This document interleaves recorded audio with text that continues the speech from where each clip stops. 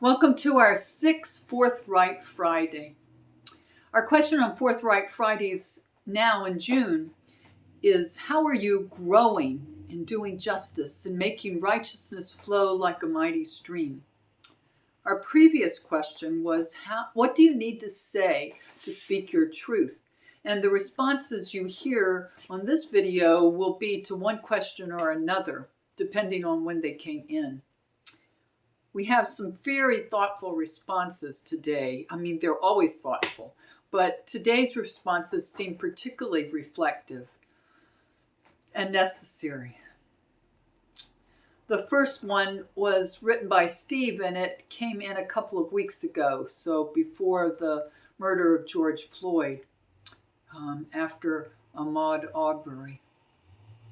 He wrote, "How angry I am that still today, in our nation, a young black man can be shot dead just going for a jog on the street of his town.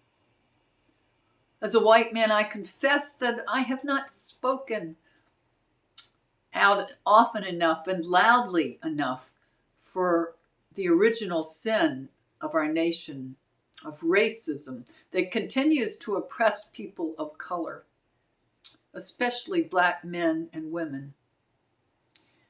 I am greatly saddened that still today, far too many white people do not look at people of color and see the truth that we are all children of God, created in God's image and beautiful, talented, and powerful as God has created us, all out of God's love for each and every human being.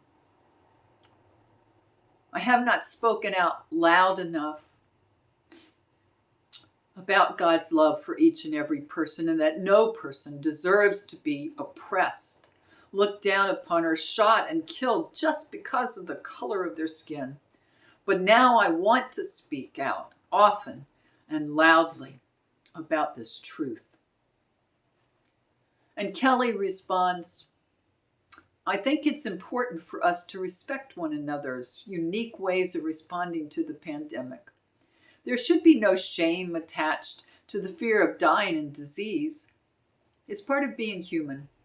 We can be consumed by the fear, and when that happens, we can gently lead ourselves and one another back to the center as much as possible, but no one should be ashamed for feeling anxious or doing what they feel is necessary to maintain balance for themselves." And Hannah writes, "I am teaching youth, including my children, about justice and the difference between right and wrong." Jane shares, I teach about power, how it works, how it can work, how we have racialized, classed, and gendered our society, and we are all implicated in larger systems of power, and how we can act to intervene, disrupt, and work to make the world better for all. I also learned so much from my students. They keep me abreast of what the young adults are thinking, doing, being. I also used to do community organizing and activism, but I have to admit in these times I have not been as active as I would like. Usually am.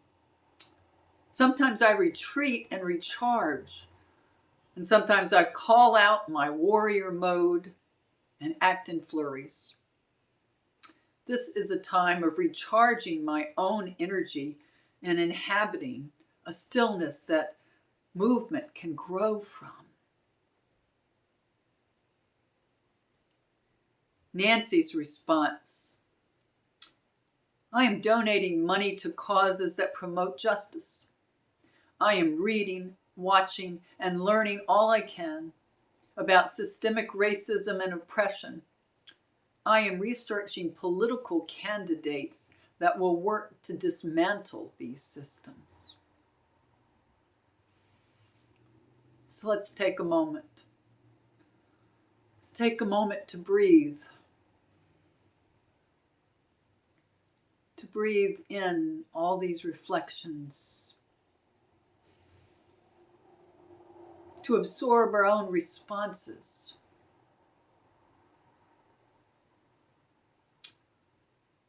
to feel how charged this time is,